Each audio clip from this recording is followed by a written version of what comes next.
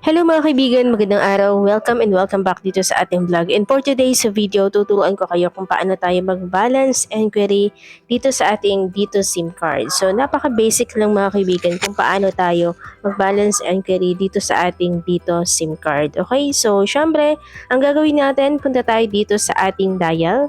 And then, pag dito na tayo sa dial natin guys, ay itatype lang po natin dito *185 number, tapos i-click po natin yung dial. Okay, so ayan. Ganun lang po siya mga kaibigan kadali kung paano tayo mag-balance inquiry dito sa ating dito SIM card. Maraming salamat mga kaibigan and see you on my next video. And kung hindi pa po kayo nakapag-subscribe, don't forget to click the subscribe button and notification bell para lagi kayong updated sa ating mga bagong upload. Maraming salamat mga kaibigan and see you on my next video.